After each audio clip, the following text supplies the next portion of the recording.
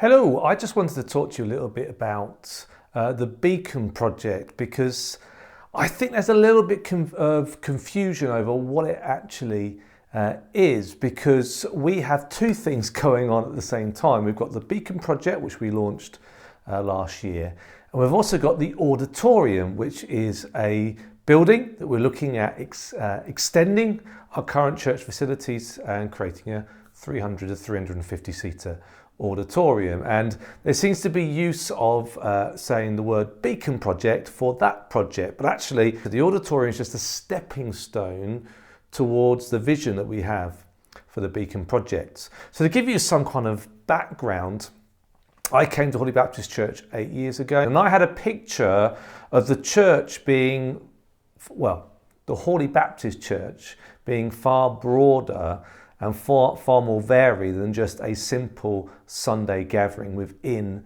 a building on a Sunday morning or whatever it happens to be. That actually had a vision of different gatherings of different people, different sizes, all over Hawley and beyond. I saw them as beacons, as bonfires, whatever you want to use it, of Christ's presence in amongst the community in Hawley. And very much that through that we are acting as citizens of God's kingdom and seeing God's kingdom come in our community. So really that's the vision that I had back in 2018. And it's a vision that I've continued to have as I've been here for the last 8 years. And we may have only just come up with the title, The Beacon Project, last year, but actually it's been in my heart for a lot longer. So really that's to give you an idea of what the Beacon project is. The auditorium is a building. It's a stepping stone. In some ways, the way I think about it is that in order to achieve some of these beacons out there in our community, we need to have more people in here to resource that. So by building the auditorium, we're making a stepping stone to being a larger Christian community here, so we can do more out there for the good of community and for sharing Jesus with others. So the auditorium is a stepping stone, an expensive stepping stone, but a stepping stone all the same to a far larger vision. So I hope that makes sense. We are called to be the light of Jesus in our community, and that's what the Beacon Project is all about.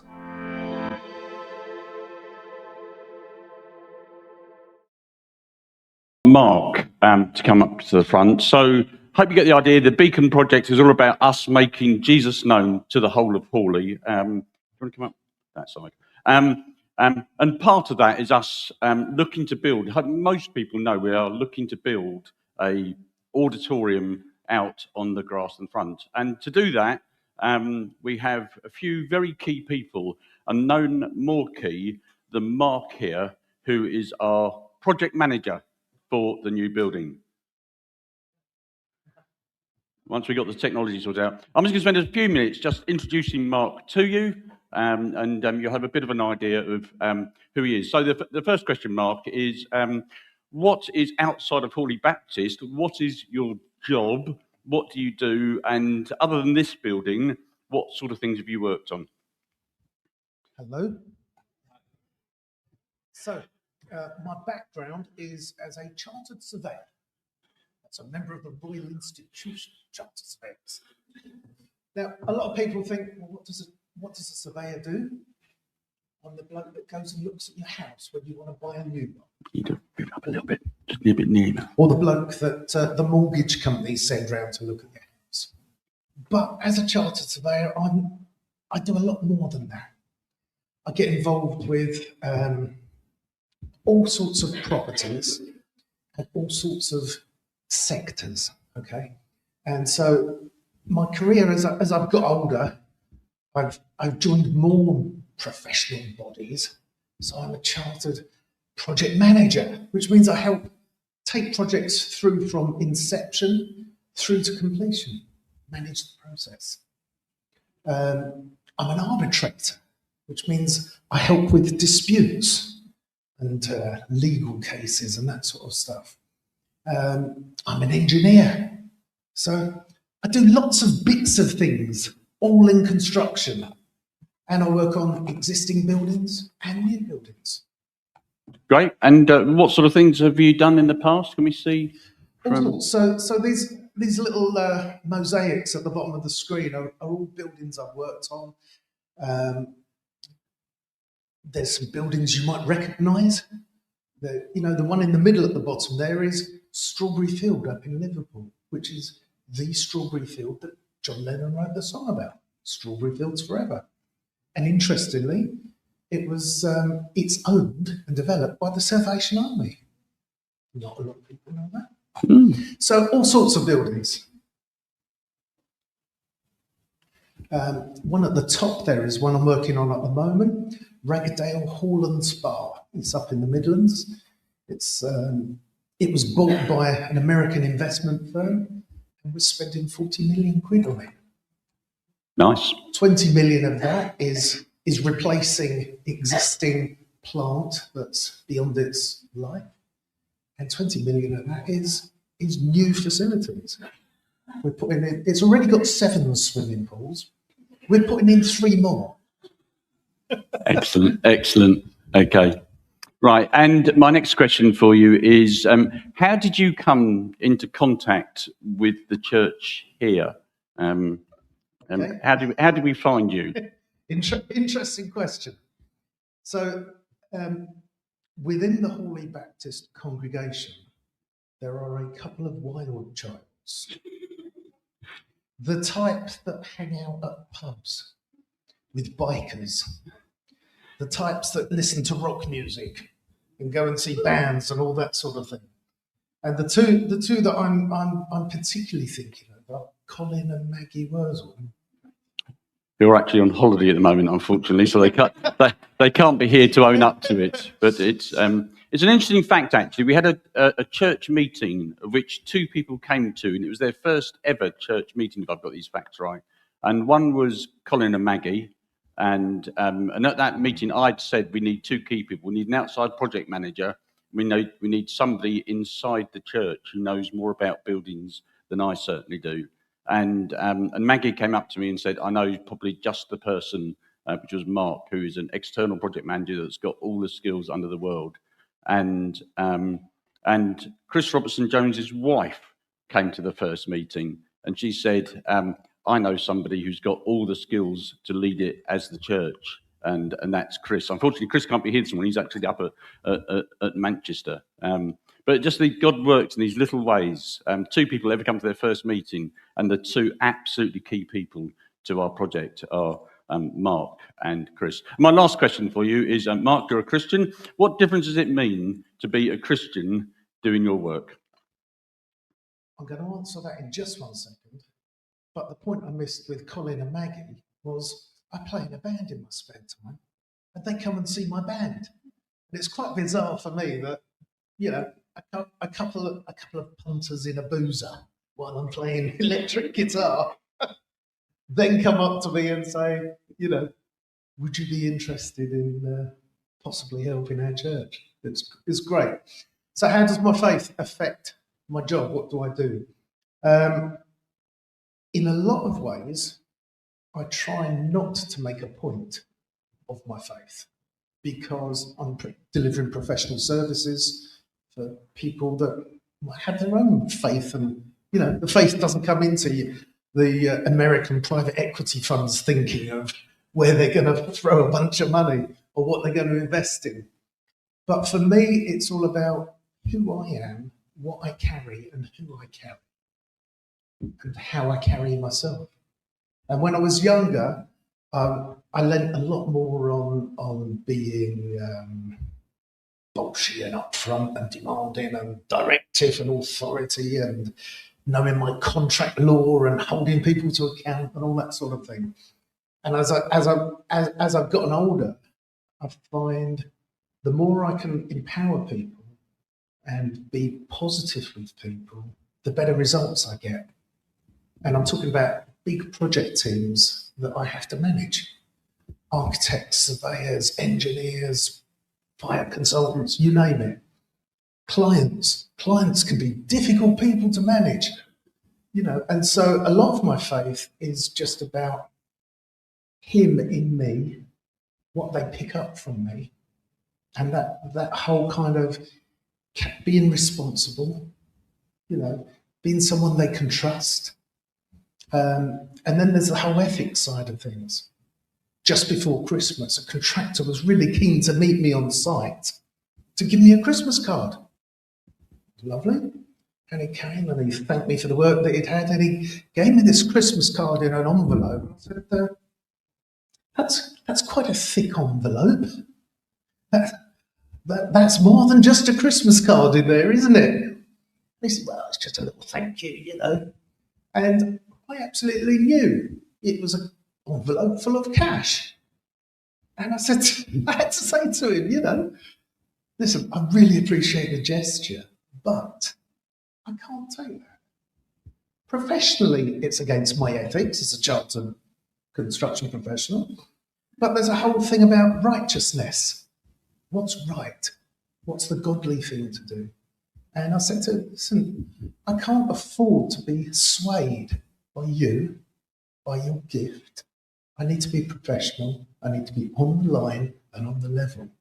Can I just say, don't expect that from the church. Well, I think we're probably going to call it a day there. Marc's going to come back and just go through the plans for our new building in a little while. But Daz, you're going to lead us in song first. Well, good morning again. It's a shortened talk or sermon this morning. We've got a lot to pack into the service, and we want to keep it to roughly an hour, as closely as we can. And you may have noticed that this week is entitled Beacon Sunday. We've heard a little bit from Martin about the wider project or the wider vision of the church of making Jesus known to the whole of Hawley, both here and elsewhere. And we're going to hear a little bit more from Marc in a moment about the building outside on the grass. The only way we can get everyone to see it is to do it on a Sunday morning. So Marc is under strict instructions to rattle through his slides quite quickly. But it's right to have a message as well. And I was thinking 10 days ago what passage to preach on. Now, the easy one would be to go for Nehemiah's, this story in the Old Testament where the whole of the Jerusalem had been knocked down, the temple had been knocked down, and Nehemiah came and rebuilt the city wall and rebuilt the temple. And there's lots of parallels you could draw there. Or another one you could perhaps draw on would be a giving, because you can see what's coming here. There could be a giving story, the widow's mite, where she gave everything she had in a sacrificial way to help others. But in fact, the passage that I picked 10 days ago was actually mentioned by Andy Twilley, who spoke last week. And that, as a preacher, gives you two options. It's either, well, he's done it, so I'll find something else. Or the other option is, actually, it's worth saying twice, this may be for us and for now. And that's the option that I've gone with. And it's a passage from Matthew chapter 6, the Sermon on the Mount. And the background is that you go back to chapter 4. It's very early in Jesus' ministry. He started to preach and he started to do miracles and started to heal people. And people have come out to hear what he's got to say and maybe see some of these miracles for themselves. Then we move into chapter 5, and Jesus starts to speak to this large crowd that have now gathered in what was considered then, and in my view, even in today's world, is the most radical, upside-down teaching that anybody has ever taught. Things like love your enemy, forgive others, pray for those that persecute you. Blessed are the peacemakers. And we're going to pick it up in chapter 6, and Jesus is now in full flow on the Sermon on the Mount. But before we do that, I want a quick survey, and we'll have a quick show of hands. Wait for it. Do you think that you are a person that worries? Right? And I think there are three categories here. One is, I worry a lot.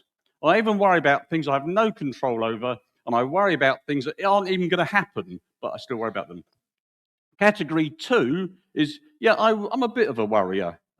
Things do play on my mind from time to time. And category 3 is, no, I hardly worry about anything ever. Okay? So a quick show of hands. Who's in the first category? Who's the worriers? Yeah, Who's the sometimes worriers? Who's the never worry? There's 4 of us. Excellent. Well, let's look at this passage from the Sermon on the Mount, because it's obviously for all of us. So, Steve, if you can put it on the screen for us. And Jesus is on the Sermon on the Mount, and he says, "And why do you worry about clothes? See how the flowers of the field grow. They don't labour or spin." Keep it going. Thank you. "Yet I tell you that not even Solomon in all his splendour was dressed like one of these. If that is how God clothes the grass of the field, which is here today and tomorrow is thrown into the fire, will he not more clothe you, you of little faith? So do not worry, saying, what shall we eat, what shall we drink, or what shall we wear? For the pagans run after all these things, and your heavenly Father knows that you need them. But seek first his kingdom and his righteousness, and these things will be given to you as well. Therefore, do not worry about tomorrow, for tomorrow will worry about itself. Each day has enough trouble of its own." Now, the thing is, there's one verse in there, or even half a verse that I want to concentrate on this morning. The problem is, you were probably so worried about Jesus telling you not to worry that you probably missed the absolute key verse. And it's verse 33. And I don't want you to worry about the rest of that passage. All I want you to do is to concentrate on that one verse, or even that one half a verse. Now, usually people that know me, I like to stand up here, and I usually have 3 points, starting with the same letter. But you're not getting that this morning. You can get 1 point. If you do want 3 points, and you weren't here last week, listen to last week's sermon. Andy Twilley talked about 3 takeaways. Ask yourself, what is my purpose? What are my priorities? And how do I persevere? There's your 3 points from last week. But if you look at the one verse we're going to look up this morning, it picks up on all those 3 questions. So, Steve, can we have the verse 33, I think it was? Are we jumping around? Oh, aye. Yeah, but seek first his kingdom and his righteousness, and all these things will be added to you. I went to church as a youngster, and some of you may have done as well. And we used to sing this song, "Seek ye first the kingdom of God, and all these things will be added unto you," I think it went. And we're told to seek God's kingdom. And seek is an active word. It's not sit on your sun lounger and wait for God to take care of you. Or in the modern world, it's probably a bit more like, don't sit on your deck chair on the Titanic and believe everything is going to take care of itself. No, we're told to seek God's kingdom. Now,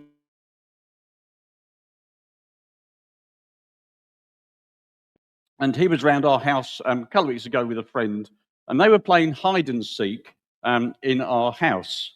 And 2 things occurred to me. One is what amazingly small spaces children can find to hide. And the second one is how dedicated the seeker was to find the one that had hidden. There was possibly a lesson for us there. And I came to the conclusion it would be a rubbish game if one went and hid and the other just sat down. And therefore, it is indeed a lesson for all of us. And this verse is for all of us. If you wouldn't describe yourself as a Christian, if you wouldn't decide that you are a Jesus follower, maybe this is your first time in church, and if it is, you're very, very welcome. But this is still a verse for you. Be like the person in first century Galilee that wanted to know what Jesus said and what he could do. And perhaps you would call yourself a Christian, but you wouldn't, if you put your hand on your heart, you wouldn't say that seeking God and his kingdom is high on your personal agenda.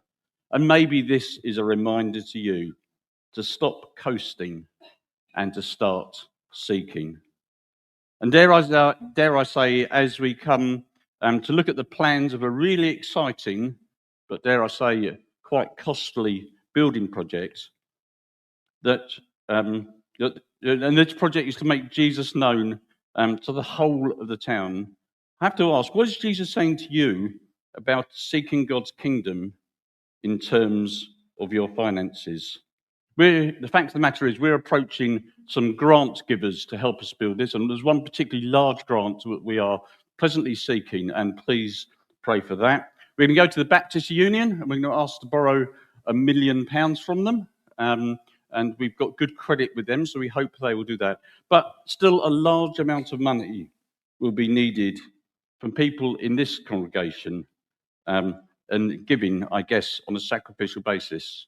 Now, I need to say that if you're a newcomer to the church, if you're visiting, if you've only been coming a few times, please ignore this bit of the talk. The last thing I would ever want people to say is, I went to Hawley Baptist Church and all they wanted was my money. It couldn't be further from the truth. But if you are a regular here, if you consider this to be your church, then can I prayerfully ask you to consider your finances?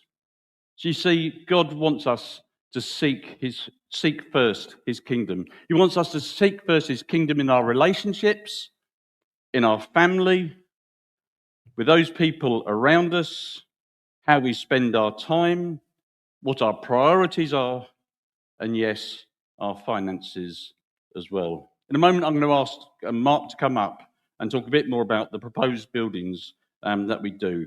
But before we do that, just take half a minute to answer this question. What do you understand by the words, and I'll use the old language, seek ye first the kingdom of God? What does that mean? And then how does it apply to your life? Just take half a minute to think on that. Thank you.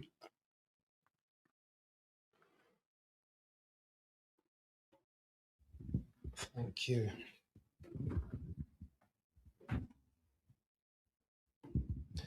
So there's a picture on the screen of an odd thing. I just wanted to share this with you because this is a project I was involved with for about 4 years. The guy whose idea it was, a chap called Richard Gamble, felt the Lord telling him to erect a monument, a national monument, to celebrate the Christian heritage of the UK. And in Richard's own words, I've never put up a set of shelves before, let alone build a national monument. He's not a property man, and he didn't have a beam to his name. And yet, they've broken ground, he's got funding, and they've called the project the Eternal Wall of Answered Prayer. And it's just an encouragement for you. Look it up on the internet. It's really exciting. There's 1 million bricks in it, each of which will have an interactive answered prayer story on it. So, he's gone from nothing to funding or being funded for an incredible structure. So that's that. Let's look at Hawley Baptist. So that's your existing front elevation and entry, and it's nice. These facilities are nice, are they not? They are. But look at that. We've put together a really, really nice team of professionals. And I say nice because they're nice people. They're all highly qualified and highly experienced. And the architect that's designed this, I just knew right from the start that he was the right guy to engage. And he's come up with a design that is exciting. It's sympathetic to its surroundings and to the existing buildings. And yet, what a great facade and entrance and elevation to introduce the public to Hawley Baptist. Inside, I mean, this is a nice room, is it not? And yet, look at that. There's 332 seats in there. You won't need 2 Sunday morning meetings unless you carry on growing. But the building is big enough to be comfortable, but small enough to retain your family atmosphere. We've done the building so that it's not a long, thin building like a lot of churches, where the back row is about half a mile from the front. the back row is very close to the front. It keeps everyone engaged.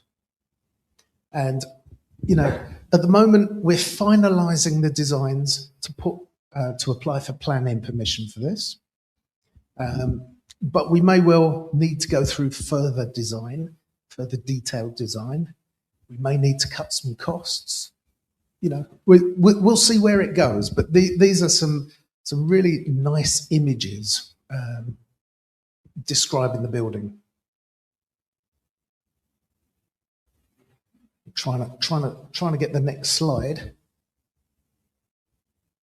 There we go.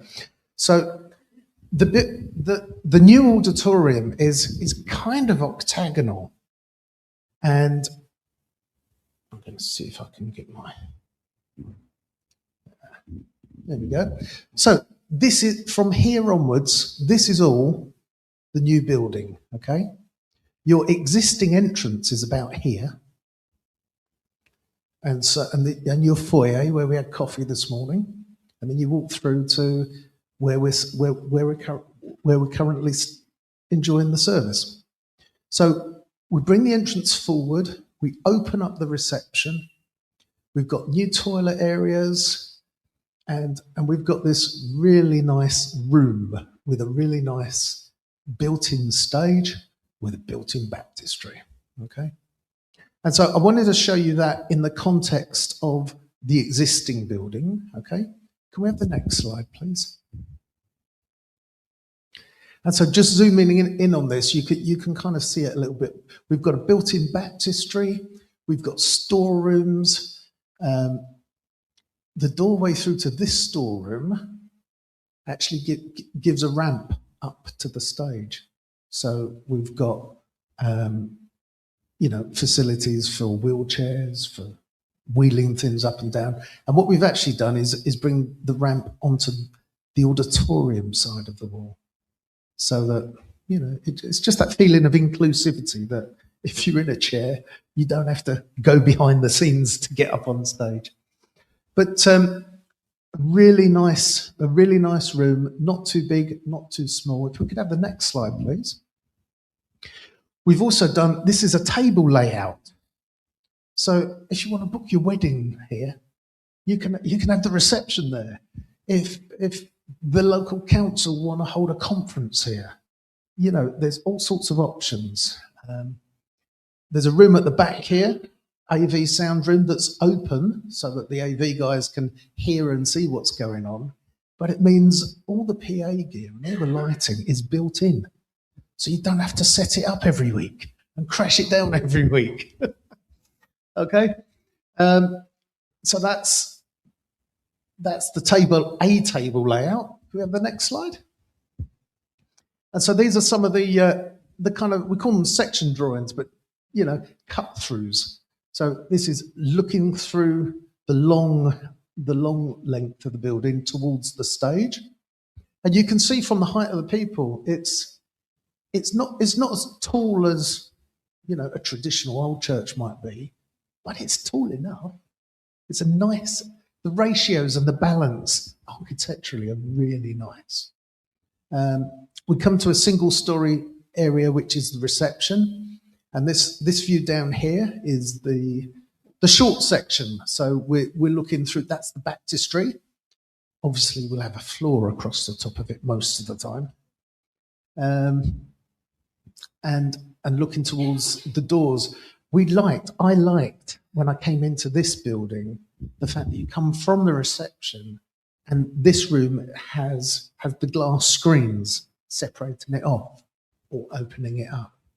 I kind of liked that. So we've kept that idea, separating the main building from the reception with glass doors. So next slide, please. And again, so that's looking out towards the car park through the long elevation. So outside, I don't think I've got it on these images, but we'll see it in a minute. There's a covered canopy. So when you send the old man to go and get the car and it's raining, you can stand and stay dry under the canopy. Okay, I'm going to push on because of time. But those windows look into the building. Let's have the next slide. So there's your canopy. That's your existing building. That's a new one. And these are just some of the drawings we have to show the planners, the existing and the new. Next slide.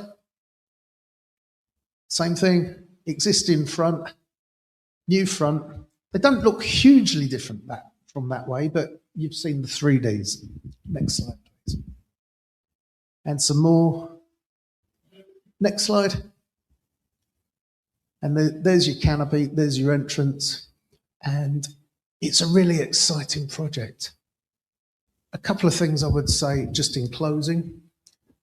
God always pays for what he orders. You know, if you're on board with Martin's vision for the beacon, if you're part of this, don't worry about it. You know, have trust. If God answered our prayers in advance, there'd be no need for faith. But he always provides in time and on time, I've found. So if that's okay.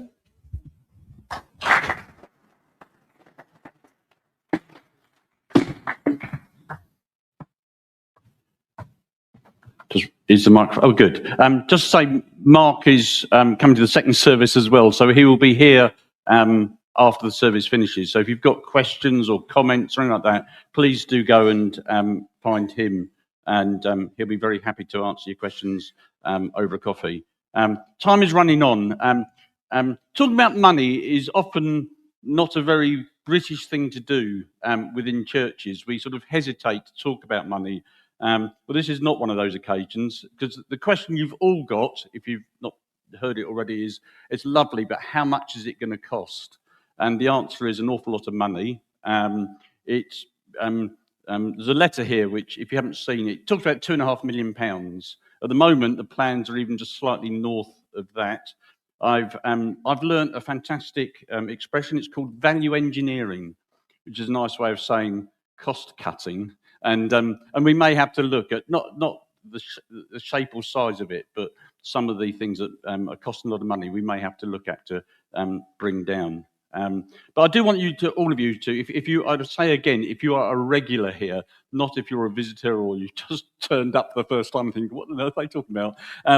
We do want you to just prayerfully consider as to whether you can support this. There's a letter here, and I'm going to put them on the table as you walk out, so you can't miss them. And there are four types of people here at the moment. One who's seen this letter, have responded to it, and they've sort of sent it back to the office. Thank you. There's some of us that have taken this letter, we took it home, and we put it somewhere really safe, and it's probably still sitting there, or it's got lost, in which case I would ask you to take another one and prayerfully consider it. The third one is you've never seen this letter, in which case please definitely take it. And the fourth group of people is probably you've seen it, but you're unable to give, or you don't want to give, and that's absolutely fine. We never want to say, God has told you to give. That is not where the church is coming from. We want a cheerful giver who wants to support the life of the church, and they're able to do so. So there's going to be a table with these letters here. If you haven't seen it, please do take one, and then it asks for money. I mean, let's be completely upfront for it. Either a lump sum. We're looking to borrow £1 million from the Baptist Union. Unfortunately, we have to repay that, which means a monthly payment, a bit like your mortgage. And perhaps you can give us a monthly amount that we can then give to the Baptist Union to pay off that loan. When we built this place, we borrowed £750,000. In fact, in the end, we only needed to borrow £650,000. We borrowed it over 15 years and repaid it over 8.